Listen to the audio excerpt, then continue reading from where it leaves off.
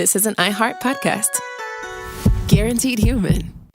We've all tumbled down an internet rabbit hole trying to self-diagnose, and it leaves us more anxious than informed. Our feeds are full of wellness trends, but how do we know what's real, what's exaggerated, and what's just wrong? Health versus Hype from the American Medical Association breaks it all down. Emmy-nominated science communicator Trace Dominguez talks to doctors, influencers, and real people trying these trends, not to cancel them, but to understand them. Because when it comes to your health, who you listen to matters. So listen to Health versus Hype wherever you get your podcasts. Hey, and welcome to The Short Stuff. I'm Josh, and Chuck's here as always. Dave's here in spirit. Jerry's here in spirit. They're both alive, don't worry. They're just not here with us right now. And that makes this Short Stuff. That's because they're at Spirit Halloween. That's true. They both got extra side hustles, as they're called. We just got a bunch of new Halloween stuff. Emily really wants to ramp up our Halloween game. Oh, nice. We got one last year. We got a big, tall, scary guy who's holding a baby upside down, and they both, like, the baby screams. Not a baby, let's say a toddler. Does it suck the breath out of the baby? No, it just holds her by her leg upside down, and she screams a lot, and the guy's like, whoa, and it's pretty great. I mean, this is a huge step up from what we normally do, which is like a paper mache pumpkin and a sign that says, "Get away." Yeah. The reason I ask about the breath is there's a legendary figure that you can, like this giant that you can put on your front porch where the dude holds up a toddler and it has, I guess, steam or smoke or something, and it looks like it's sucking the breath out of this child. Wow. And our friends of the show, John Hodgman and Jesse Thorne, talked a lot about it on their Judge John Hodgman podcast, which, by the way, is on tour. If you want to go see those guys on tour, it's a lot of fun. Yeah, they'll take your breath away for sure seeing them live. Yeah, so just go check out Judge John Hodgman tour. It's a fun show, and you never know who might show up. Might be me. Might be Josh. Man, Hodgman owes you some money for that segue. That was amazing. And Spirit Halloween, for God's sake. I'm still trying to figure out how you worked that in. That was great. All right, well, we've wasted 2 of our 12 minutes, so let's talk about redaction. Yeah, and Chuck, redaction, we definitely touched on it in our FOIA episode for sure. But just to kind of refresh everybody, redaction is where there's parts of documents or transcripts or something like that that are so sensitive that they have to be essentially removed. They're usually blacked out is the traditional way that, you think of redaction. But it turns out there's a lot of other types of redaction and ways to do it, and tons of reasons. It's not just because you ask the CIA for a bunch of documents. There's a lot of different groups that redact on the regular. Yeah, for sure.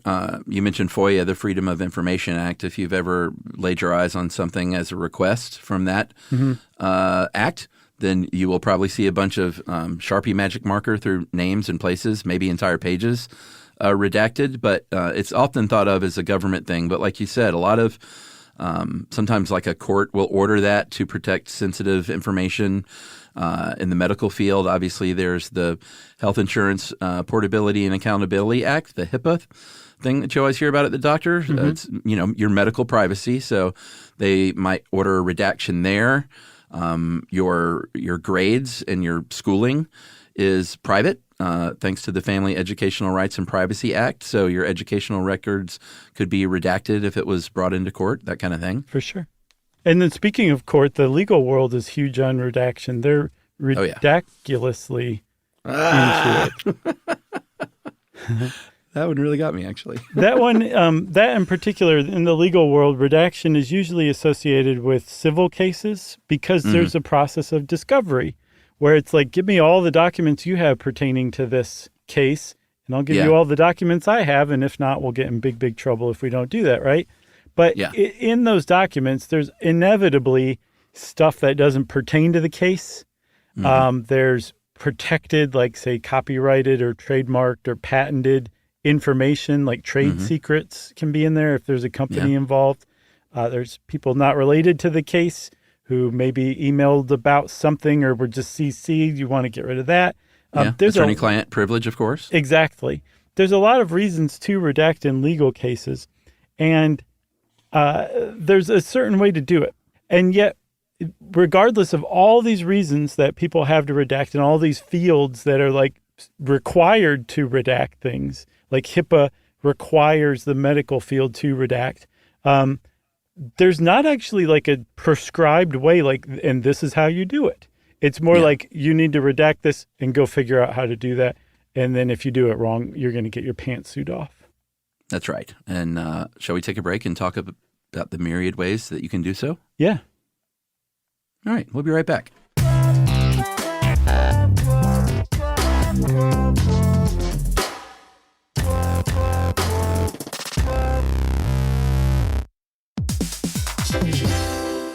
Hey, everybody. When you're at work, you never know when you're going to get interrupted, like when an office fire drill happens right in the middle of your presentation, or maybe construction is going on just outside your window. But with the Dell Pro laptop powered by Intel Core Ultra with vPro, no matter how many interruptions you have, your laptop won't be one of them. Yeah, with a battery that's optimized for the way you work and built-in intelligence that quiets distractions the moment you're trying to focus, your tech won't slow you down, even when you're getting bounced from an office you forgot to reserve. The Dell Pro, built for those who stay in the flow. Find technology built the way you work at Dell.com/Dell-Pro.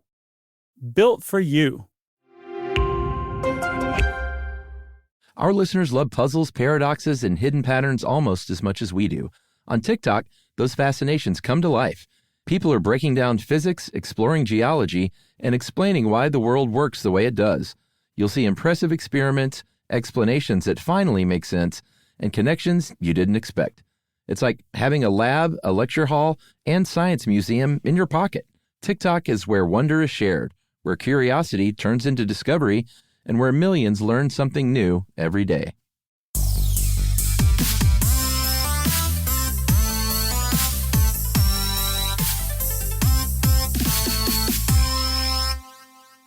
All right. So you mentioned that there are not any set rules in place about how to redact something. It's up to the redactor. What you will usually see, and if you've ever seen government documents on the news or whatever, you usually will just see like a black magic marker drawn through names, and not through a name, but like completely over a name. Or it's not always a name, just whatever you're redacting. Again, it could be sentences or whole pages or paragraphs. And then what you should do then is then make a copy of that. Otherwise, someone, and this has happened plenty of times, if you give that person the original, you can just hold it up to the light many times and see what's going on. If you photocopy it, you can't. So that's a pretty good old school way to do so. Yeah. Yumi and I watched the Amber Heard Johnny Depp lawsuit a couple of years ago. On the trial on TV? Yeah. And that's where I learned that that's what you're supposed to do from some lawyers who analyzed it like just about every night. And they said apparently the reason they brought it up is because somebody was holding a document, and on the TV camera, it was the original just with it blacked out. And apparently the internet could read what it was. I think it was somebody's email, like maybe even Amber Heard's email. Oh, wow. And that night the lawyers were like, that's not how you do it. You do that with the originals, and you make a photocopy of the originals, and it's just not possible to see what you've redacted at that point. So, what a dumb thing to do. Yeah, dude. What do you do? Like, are you just like, well, you just gave me your services for free? Like, what happens as a result of that? I'm curious. Yeah, me too. Well, we'll talk a little bit about that at the end. I don't know what happened in that case, but what can happen. Drawing black magic markers, good old school way. But a lot of stuff these days, most stuff, in fact, is in electronic form. So people started using software tools and like things within a program to essentially black magic marker over it, and that can be good. But one of the articles I used for this talked to an attorney. A DC-based national security law attorney who was like, I don't trust it. I don't trust technology. Even if you do that, maybe somebody could design a program to undo that and override it. So this guy, he doesn't even like the black magic marker because I think he's been burned by that before. So he cuts everything out literally with scissors. And he said, it's kind of sloppy looking.